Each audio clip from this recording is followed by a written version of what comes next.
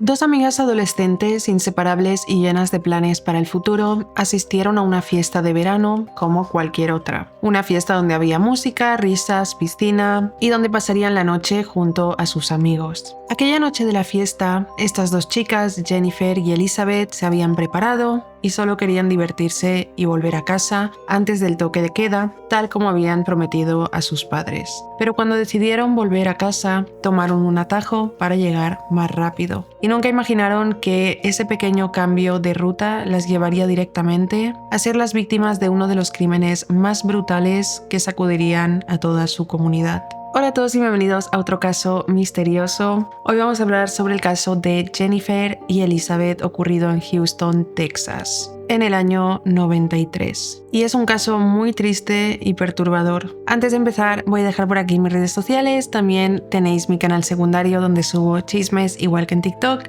el podcast donde subimos historias aterradoras de Reddit. Y si te gusta este tipo de contenido, suscríbete al canal, déjame un me gusta y empecemos con el caso de T.C. Chester Park.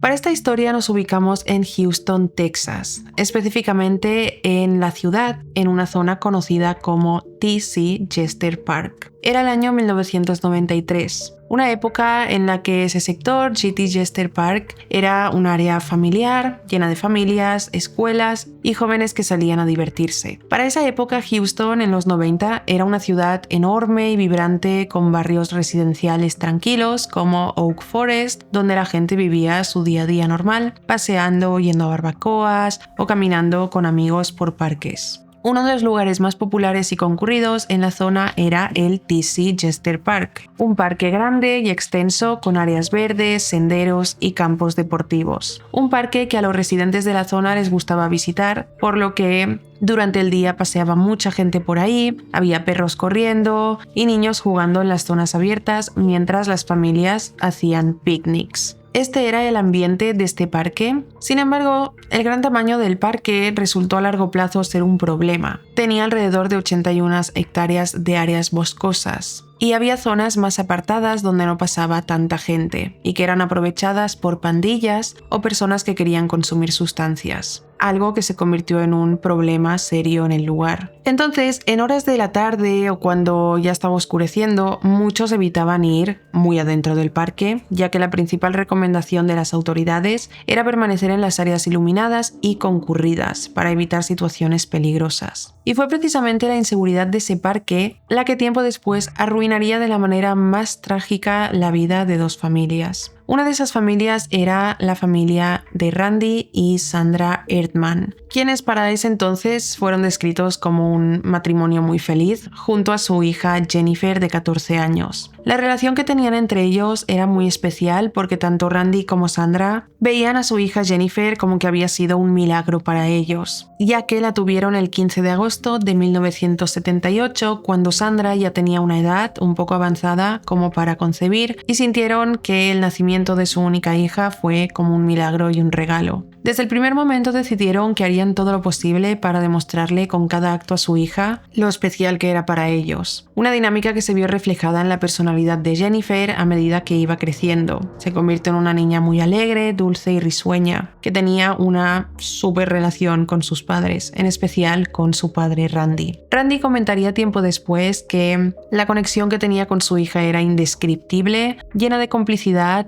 y que ambos se entendían a la perfección sin necesidad de palabras, sintiendo que tenían el tipo de relación de padre e hija que cualquiera quisiera tener. Así fue como creció Jennifer, llena de amor y siempre tuvo un temperamento tranquilo, nunca dio problemas a sus padres y además también era una chica muy aplicada en la escuela con un futuro prometedor. El grupo de personas, de amigos con los que se rodeaba, la apreciaban mucho también. Una de sus amigas más cercanas era Elizabeth Peña, una chica que era un año mayor que Jennifer, de 16 años. Elizabeth nació el 21 de junio de 1977 y era la hija de Adolfo y Melissa Peña, y la mayor de 3 hermanos. Era una chica también muy amable, le encantaban los accesorios, era como muy femenina, le encantaba arreglarse. y la moda era su tema favorito en general. Su familia también la quería mucho, evidentemente, y tenía muy buena relación con todos, pero tenía un tipo de cercanía más especial con su hermana pequeña, ya que desde que nació siempre la quiso cuidar y fue como muy maternal con ella. En la escuela, Elizabeth era una chica inteligente pero un poco perezosa. No era mala estudiante, pero hacía lo justo para pasar las clases y aprobar las asignaturas, algo que preocupaba a sus padres porque querían que pusiera un poco más de esfuerzo y creían que si hubiera puesto un poco más de esfuerzo habría sido excelente en la escuela. Pero lo que pasaba era que hacía algunos años atrás que Elizabeth estaba atravesando una etapa rebelde típica de esa edad,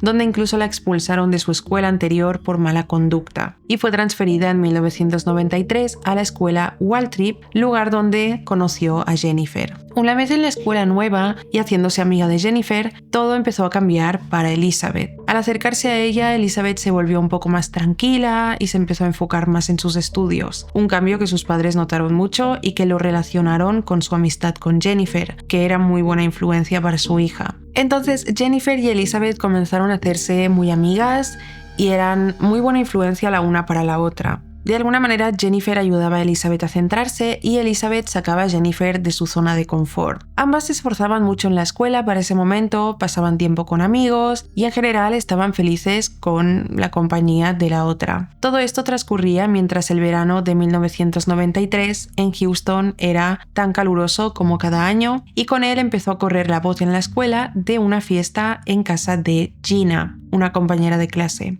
Gina iba a dar una fiesta en su casa, en la piscina, sin padres, y era una fiesta a la que todos querían ir y a la que tanto Jennifer y Elizabeth habían sido invitadas. Ambas chicas estaban súper entusiasmadas con esta fiesta, contentas de poder pasar el tiempo con sus amigos, sin padres y en la piscina, por lo que no dudaron en ningún momento en pedirle permiso a sus padres para asistir a esta fiesta, organizada para el 24 de junio. Hablaron con sus padres, negociaron cómo sería esa noche y la hora a la que volvería cada una a sus casas, y los padres accedieron. El plan era que Jennifer fuera a casa de Elizabeth, se arreglaran juntas y Adolfo, el padre de Elizabeth, las llevara hasta la fiesta. Así fue. Esa tarde del 24 de junio se prepararon, él les dio recomendaciones de tener cuidado en la fiesta y les pusieron el toque de queda a las 11:30 de la noche. Jennifer se quedaría a dormir a casa de Elizabeth, sus padres habían accedido y a la mañana siguiente volvería a casa. Con esas condiciones y ya habiéndose arreglado y todo, Adolfo llevó a las chicas hasta casa de Gina. Llegaron alrededor de las 8 de la noche y según testigos y amigos que las vieron, se lo pasaron muy bien, la fiesta fue muy divertida, había risas, buena música, ambiente juvenil y todo muy agradable. Pero en medio de toda esa emoción, el tiempo pasó volando y se acercó la hora del toque de queda. Así que las chicas tenían que volver a casa. Las dos seguían en la fiesta y, preocupadas porque se haría tarde, salieron aproximadamente a las 11:15, con solo 30 minutos, para llegar a casa de Elizabeth, que tenían 1,5 kilómetros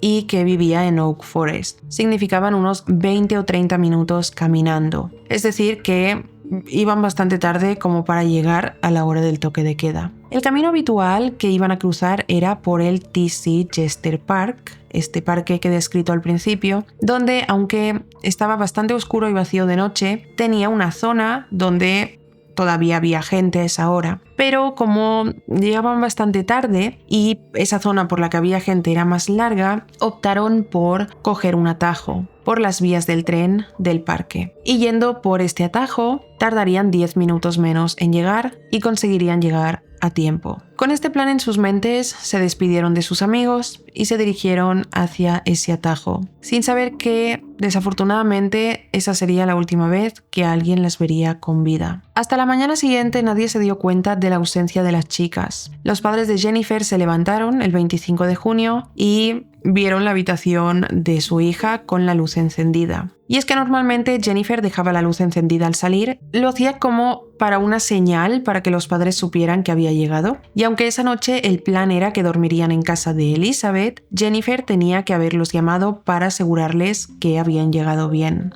Por lo que con la luz encendida de su habitación, la llamada que no recibieron la noche anterior y un mal presentimiento, los padres de Jennifer se pusieron muy nerviosos sin saber qué había pasado con su hija y a medida que avanzaba la mañana, sin que ella regresara, decidieron finalmente llamar a los padres de Elizabeth para preguntarles si Jennifer seguía ahí, pero estos no contestaron, ya que habían iniciado su mañana y ambos estaban en sus respectivos trabajos. Los padres de Jennifer aún así estaban asustados y Randy subió a su coche y fue hasta la casa de Elizabeth, esperando encontrar a alguien o ver si estaban las chicas. Pero cuando llegó no había nadie. Seguía sin aparecer su hija y decidió ir a la casa de Gina, la chica que organizó la fiesta. Allí se encontró con ella y sus padres y les preguntó si sabían algo de las chicas. Gina le confirmó que no sabía nada, que las chicas se habían ido esa noche temprano y no había sabido nada más de ellas. Preocupados, Gina y los amigos de Jennifer y Elizabeth intentaron localizarlas durante todo el día, pero no había rastro ni información sobre su paradero. Así pasaron las horas con los Erdmann buscando a las chicas, muy nerviosos pero sin ningún indicio. Y no fue hasta la tarde, alrededor de las 2, cuando Adolfo y Melissa Peña volvieron a su casa del trabajo. Randy estaba ahí esperándolos y se sorprendió al ver que los padres de Elizabeth no estaban preocupados. Al preguntarles dónde estaban las chicas, los padres de Elizabeth comentaron que habían salido temprano a trabajar ellos sin revisar la habitación porque confiaban en que las dos chicas habían llegado y siendo verano y que no había escuela pensaban que estaban durmiendo. Así que se sorprendieron con la pregunta de Randy, ya que ellos estaban convencidos de que Elizabeth y Jennifer estaban en casa. Por eso no se habían alarmado antes. Pero al ver su preocupación y al darse cuenta de que efectivamente las chicas no estaban, entraron en pánico y decidieron todos juntos llamar a la policía alrededor de las 5 de la tarde. Ya con la policía involucrada empezaron a investigar qué pasó con Jennifer y Elizabeth. Sin embargo, esta investigación no se tomó de manera muy seria inmediatamente porque, como ya sabemos y como suele pasar en estos casos, las autoridades sospechan al principio de que las chicas, al ser adolescentes, pueden haber escapado o estarán por ahí. Y de hecho, esta teoría se mantuvo durante un par de días hasta que conocieron el contexto de sus vidas y se dieron cuenta de que Elizabeth y Jennifer tenían muy buena relación con sus familias y no tenían ningún motivo para huir o comportarse de esta manera. Descartaron así poco a poco la idea de fuga y empezaron a tratar el caso con una gravedad real. Aún así, mientras la policía se tomaba su tiempo para darse cuenta de que esto se tenía que tomar de manera grave, los padres de ambas chicas no se habían quedado con brazos cruzados y comenzaron a buscar por su cuenta. Imprimieron carteles con fotos de Jennifer y Elizabeth y los repartieron por todo el vecindario y zonas cercanas. Llamaron a todos los amigos y conocidos, preguntaron si las habían visto, si sabían algo, aferrados a la esperanza de que estuvieran en algún sitio y estuvieran sanas y encontrarlas sanas. Pero los días pasaban y nadie daba respuestas claras. Y cuando la policía buscó más activamente, tampoco halló pistas sólidas. Solo recibían llamadas de gente que decía haberlas visto en varios sitios, pero todo terminaba en nada. Solo eran falsas alarmas, bromas o confusiones que retrasaban la investigación. Para ese momento solo existía la sensación de buscar en la oscuridad total, ya que no había ni un rastro de dónde podían estar las adolescentes. Así pasaron los primeros días, pero el cuarto día, el 28 de junio de 1993, todo dio un giro cuando llegó una llamada anónima a la comisaría que cambió completamente el rumbo de la investigación, enfrentando a todos a una verdad mucho más oscura de lo imaginado. En esta llamada al otro lado del teléfono se escuchaba la voz de un hombre que decía saber dónde estaban las chicas. Aunque este sujeto no quiso dar su identidad, afirmó que los cuerpos sin vida de ambas estaban justo en el T.C. Jester Park, junto al pantano de White Oak Bayou. No dijo nada más y al terminar de decir esto, colgó la llamada. Esta no era cualquier declaración y como no había más pistas, los investigadores no se podían dar el lujo de ignorar ni descartar fácilmente lo que dijo este testigo anónimo. Así que se dirigieron de inmediato a la zona boscosa cerca de las vías del tren en T.C. Jester Park. Sin embargo, al llegar, como el área era tan amplia y el parque era tan grande, ese día no encontraron nada. La búsqueda inicial no dio resultados y tuvieron que seguir investigando las zonas de alrededor del lugar. Así continuaron hasta el día siguiente, 29 de junio, cuando un oficial que caminaba por el puente del ferrocarril hacia una zona boscosa, cerca de unos árboles, vio a lo lejos lo que parecía ropa tirada. Pensando que esta podía ser una pista importante, se acercó y para su sorpresa lo que había ahí no era solo ropa, sino que debajo de estas prendas y entre ramas que había en el lugar encontró 2 cadáveres de 2 chicas jóvenes. Estos estaban parcialmente desnudos y en un estado avanzado de descomposición debido al calor del verano texano que ronda a los más de 30 grados y que después de varios días transcurridos, la naturaleza, con insectos y animales, estos ya habían empezado el trabajo natural de los animales de descomposición, lo que hacía difícil identificar de inmediato quiénes eran esas 2 víctimas encontradas. Aún así, por la edad que se podía percibir que tenían y la ropa que encontraron, sospecharon que eran Jennifer y Elizabeth, pero sin la autopsia era muy difícil confirmar esta información. De esta manera, la policía acordonó rápidamente la escena del crimen y empezó a procesarla con forenses para recolectar evidencias, huellas, fibras capilares o cualquier muestra de ADN que facilitara la identificación en esa época, que eran los 90. Mientras se hacían estas investigaciones, el hallazgo de estos 2 cuerpos no fue inmediatamente notificado a las familias de las chicas, ya que era importante tener algún tipo de certeza antes de asegurar algo. Pero como el caso ya se había vuelto tan popular y a la escena llegaron muchas personas curiosas y medios de comunicación para cubrir la noticia, ya que se sabía lo de la llamada anónima, el padre de Jennifer, Randy, que estaba en otro lugar dando una entrevista en vivo pidiendo ayuda para encontrar a su hija, como había hecho durante los últimos días, recibió una llamada donde le comentaban que habían encontrado 2 cadáveres. Randy quedó en estado de shock unos segundos y pensando que se trataba de Jennifer, dejó todo de inmediato y corrió hacia el lugar. En la escena, la policía tenía el paso cerrado y nadie podía acercarse, pero Randy estaba desesperado, llorando y gritando porque quería saber si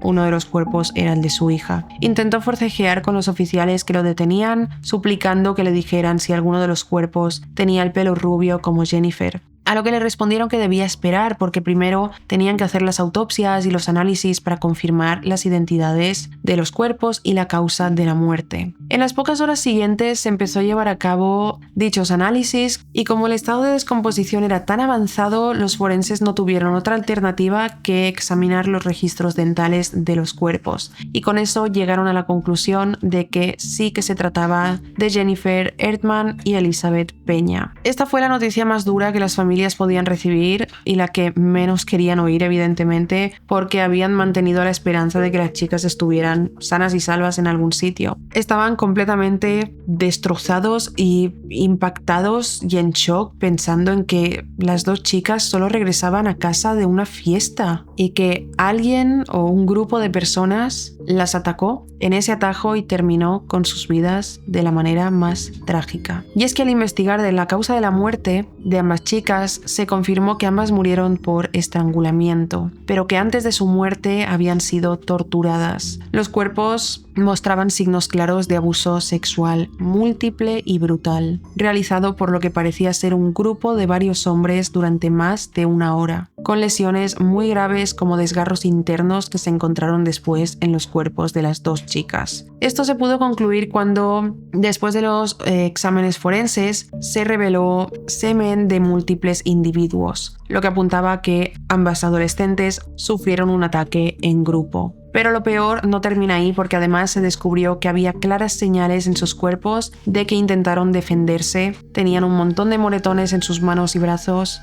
muchos golpes que demostraba que hubo mucho forcejeo entre ellas y sus atacantes. Con la claridad de que esto había sido un crimen muy brutal, se inició una investigación rápidamente para dar con los responsables, volviendo a centrarse en la llamada anónima recibida el día anterior, que fue la pista clave para identificar los cuerpos y también era una pista clave ese testigo anónimo para identificar quiénes habían sido los responsables de ese ataque, ya que si este hombre anónimo tenía la ubicación de los cadáveres, significaría que sabía mucho más. Investigaron esta llamada y la ubicación de esta y por suerte dieron con una dirección, descubriendo que la llamada anónima había sido realizada desde una casa en la calle Ashland en Houston. una propiedad que pertenecía a una pareja casada, Joe y Christina Cantu, quienes también vivían con el hermano menor de Joe, Peter Cantu, de 18 años. De esta manera, los investigadores llegaron al lugar y hablaron con todos los que vivían en la casa sobre esta llamada anónima. Y en cuestión de poco tiempo, cuando llegó el turno de Joe Cantu, él admitió al instante ser quien llamó y dio la ubicación de los cuerpos, pero dejó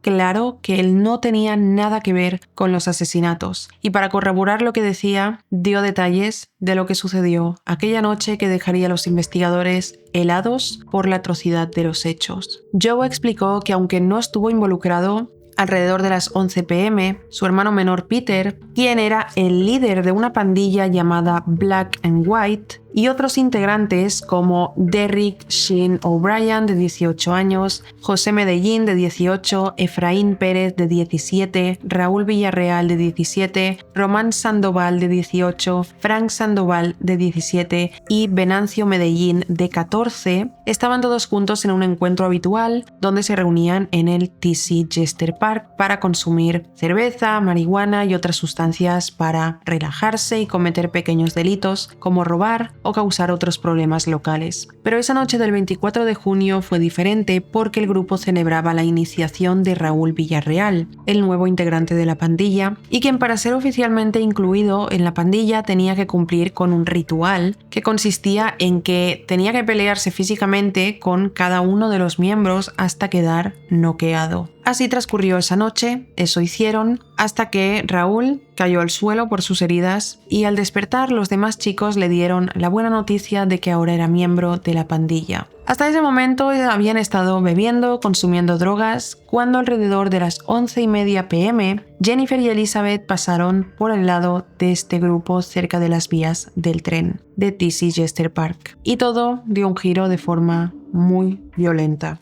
Las chicas en realidad hicieron lo posible por pasar rápidamente y no llamar la atención, pero Peter las vio y comenzó a silbarles y hacerles comentarios desagradables. José Medellín también empezó a hacerlo, que no solo comenzó también a hacer comentarios degradantes, sino que además se acercó a Jennifer y la cogió de un seno sin su consentimiento. Jennifer, asustada, hizo lo posible para que la soltara y les dijo que las dejaran tranquilas, que solo querían pasar, y empezaron a ir más rápido. Aceleraron el paso para salir de esa horrible situación. Pero fue esa actitud desafiante la que molestó a Peter, el líder, que vio todo como un reto a su autoridad.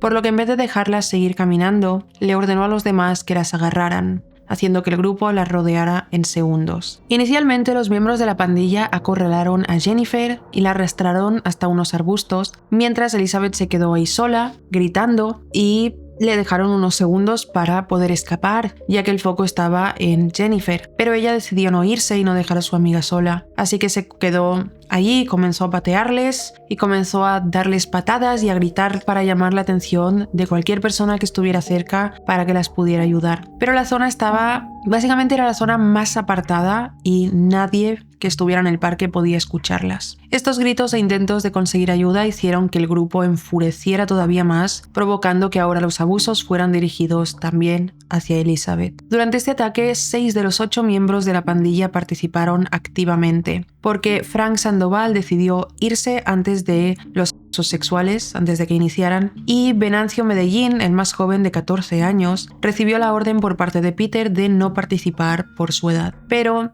los demás miembros, Peter, Derrick, José, Efraín, Raúl y Román, desvistieron a las chicas a tirones, las violaron brutalmente uno por uno, mientras ellas solo se miraban entre sí, llenas de lágrimas, gritando, arañándolos y forcejeando para de alguna manera quitarse a esos 6 chicos de encima. Pero por más que lo intentaran, al ser 6 y ellas 2 no podían hacer nada más. Así pasó una hora hasta que el abuso terminó, y con las chicas todavía en el suelo, Peter dio una nueva orden a la pandilla, mencionando que, como las 2 chicas les habían visto las caras a todos, lo que tenían que hacer para evitar problemas era acabar con sus vidas. Le ordenó a Derrick O'Brien y a José Medellín a cumplir ese trabajo, mientras los demás se apartaban de la escena. Allí Derrick se dirigió hacia Jennifer, cogió su goma del pelo y mientras gritaba suplicando por su vida, con la misma goma la asfixió. Elizabeth, que veía cómo acababan con la vida de su amiga, les rogaba a sus atacantes que la dejaran ir, intentando negociar con ellos por su vida, pero sus súplicas fueron ignoradas y en ese instante José cogió la correa de su reloj y la empezó a asfixiar también, hasta que ambas dejaron de moverse. Después de asegurarse de que ambas chicas estaban sin vida, los demás regresaron al lugar y procedieron a robarles todas las joyas que tenían encima. Derrick y José cogieron los brazaletes y la cadena de oro que tenía Jennifer, y Peter cogió el anillo de oro que tenía Elizabeth en su mano, que tenía grabada su letra inicial, la E, para después regalárselo a su novia, que se llamaba Esther. Después el grupo dejó a las chicas abandonadas allí, tiradas en los arbustos, y cada uno se fue a su casa como si no hubiera pasado nada. Poco después Peter llegó a casa de su hermano Joe y su cuñada Cristina, donde vivía junto a ellos, y con emoción le contó a ambos lo que acababa de suceder. Pero no con emoción llorando, emocionado, alardeando que su grupo de pandilla había violado y matado a 2 chicas, como si se tratara de un gran logro en la vida. Después de contarles, se fue a dormir. Y en la sala de estar se quedaron Cristina y Joe impactados con lo que acababan de escuchar. Cristina estaba en shock, perturbada y furiosa porque ella misma había sufrido una violación en grupo en el pasado y comenzó a exigirle a Joe que llamaran a la policía para denunciar lo que había hecho su hermano y sus amigos. Joe al principio se negó porque estaba aterrado de que pudiera haber posibles represalias por parte de la pandilla de su hermano. Pero Cristina insistió recordándole que no importaba si se trataba de su hermano, de quien fuera, ya que lo que habían hecho era imperdonable. Y le gritó: las vidas de esas chicas valen más. Por fortuna, Cristina consiguió convencerlo y después de unos días, Joe hizo la llamada anónima al 911, dando la ubicación exacta de los cuerpos, para limpiar su conciencia, sin delatar a su hermano, pero abriendo paso a la pista que resolvería el caso, que era encontrar los cuerpos. Toda esta declaración fue impactante para los investigadores, porque pensar en la manera en la que estas 2 chicas inocentes que simplemente estaban cogiendo un atajo para llegar rápido a su casa sin causar ningún daño a nadie, se cruzaron por delante de estos chicos que se aprovecharon de la situación y de la vulnerabilidad de ambas para no solo asesinarlas, sino torturarlas de la forma que lo hicieron, y tomándoselo todo como un juego, sin un mínimo de compasión. Para los investigadores, incluso los más expertos, esto fue muy escalofriante. Aún así, fue justo este testimonio de Joe el que dio paso a la búsqueda activa de cada miembro para proceder con sus arrestos. Empezaron con el arresto de Peter, que estaba ahí mismo, en la casa, y cuando lo interrogaron colaboró con la identificación y las posibles ubicaciones de los demás miembros, y en menos de 24 horas todos los demás fueron ubicados y custodiados por este crimen. Sin embargo, durante cada uno de los interrogatorios, ninguno de los chicos mostró algún tipo de pesar o arrepentimiento, y lo único que hicieron fue empezar a contar lo que había pasado desde su propia versión, intentando no asumir el 100% de la responsabilidad, sino pretendiendo compartir la responsabilidad con los demás miembros del grupo para no recibir una condena tan fuerte. Pero aún así, y pese a su esfuerzo, estaba claro que todos habían actuado desde su propia consciencia y de la manera más salvaje posible, porque incluso el menor de la pandilla, Venancio Medellín, de 14 años, cuando fue capturado, fue reconocido por uno de los agentes como uno de los muchos curiosos, ya que Venancio había ido a la escena del crimen cuando encontraron los cadáveres, y según testigos, Venancio se quedó mirando aquella escena de forma siniestra, como muestra de que ni siquiera el más joven, de apenas 14 años, tenía algún tipo de remordimiento por lo que le habían hecho a las chicas. De esta manera se procedió legalmente con cada uno, y aunque había sido un solo crimen en común, se decidió repetir cada juicio para pactar cada condena, es decir, hacer un juicio por cada miembro. Esto fue muy difícil para las familias de las chicas, ya que tuvieron que asistir a cada sentencia y presenciar repetidamente los testimonios de aquella noche, las fotos de la escena y la actitud soberbia de cada uno de los asesinos de Jennifer y Elizabeth. Finalmente, después de este y doloroso proceso, se dictaminó la condena y cada uno recibió una pena dependiendo de su participación. En el caso de los directos asesinos, Peter Cantu, que dio la orden de atacar, y Derrick O'Brien y José Medellín, que llevaron a cabo el ataque final, fueron condenados a pena de muerte por el asesinato y agresión de ambas chicas. Y los demás miembros recibieron cada uno una pena diferente por agresión y tortura. Efraín Pérez fue condenado a cadena perpetua sin libertad condicional, al igual que Raúl Villarreal. Román Sandoval fue sentenciado a 40 años de prisión y Venancio Medellín, el de 14 años, no fue juzgado como adulto por su edad y como testificó contra los demás miembros confesando que él solo hizo acto de presencia pero no participación activa, recibió 40 años de condena en un centro juvenil. Después pasó algún tiempo de todas estas penas de prisión, donde cada uno de los integrantes en algún momento intentaron rebajar su condena o cambiar la que habían recibido. Incluso un caso polémico de este caso que se desató después fue el caso de José Medellín, uno de los asesinos directos condenados a pena de muerte. Durante su custodia a la espera de una fecha para su pena, hizo todo lo posible para ser extraditado a México, ya que a diferencia de los otros miembros de esta pandilla, él era mexicano, había nacido en México, por lo cual él y su defensa estuvieron exigiendo que él tenía que cumplir su condena allí y no en Estados Unidos, alegando que su condena de por sí no era legal y que estaba siendo privado de sus derechos al no recibir asistencia del consulado mexicano, generando un debate donde el gobierno de México de aquel momento hizo lo posible para extraditarlo, con una orden de revisión en 2004, pero que Texas rechazó completamente, reacio a cualquier intento de cambiar la condena, por lo que al final, antes de que se intentara algo más con el tema de la extraditación de José Medellín, Texas adelantó su condena y le aplicó la pena de muerte el 5 de agosto de 2008 por inyección letal, pese a las protestas que se realizó en medio de este debate. Y así fue con todos los demás que con el tiempo también intentaron bajar sus condenas presentándose en las apelaciones con un aparente arrepentimiento que resultaba bastante difícil de creer. Aún así, el padre de Jennifer, Randy, y los padres de Elizabeth, Adolfo y Melissa estuvieron siempre muy pendientes de cada movimiento del caso.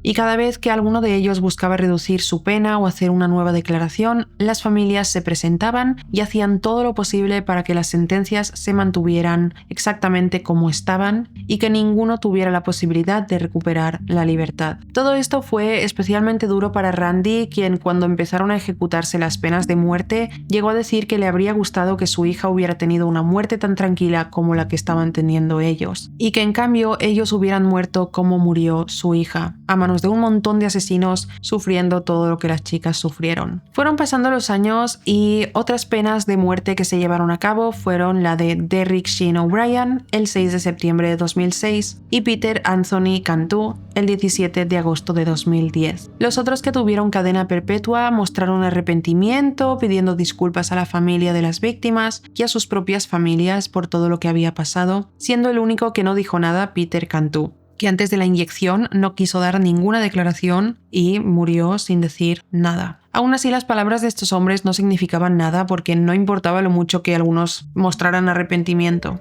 Eso no le devolvería la vida a dos jóvenes que murieron de la forma que lo hicieron, que murieron de una forma tan horrible. En cuanto a las últimas noticias de este caso, Venancio Medellín, el que tenía 14 años en el momento de los hechos, salió de prisión en 2010 a los 37 años y hoy es libre. Román Sandoval salió en el 2017 pero reingresó a prisión por otros delitos y todavía permanece ahí. Y Efraín Pérez y Raúl Villarreal siguen cumpliendo su condena de cadena perpetua sin posibilidad de libertad condicional. Y así termina esta historia, que es una historia muy cruel y muy difícil, porque se trata de dos chicas que no buscaban ningún tipo de problema, que no estaban haciendo nada malo, simplemente estaban yendo a su casa, llegaban tarde al toque de queda, cogieron un atajo, eran muy jóvenes y al cruzarse con estos chicos todo dio un giro trágico. Y lo que es muy triste e impactante de esta historia no es solo la brutalidad del crimen, sino recordar que Jennifer y Elizabeth, antes de convertirse en los titulares de un asesinato, eran dos hijas muy queridas por sus padres, con una relación muy buena, adolescentes con sueños normales y un futuro que nunca tuvo la oportunidad de existir. Y este fue uno de los crímenes más brutales de esa época en esa zona. Y bueno, esto es todo sobre este caso. No olvidéis dejar en comentarios qué opináis vosotros y si os ha parecido interesante e informativo, dejar un me gusta a este vídeo que ayuda mucho al canal. Y sin más que decir, gracias por ver mi vídeo y nos vemos en el próximo. ¡Chao!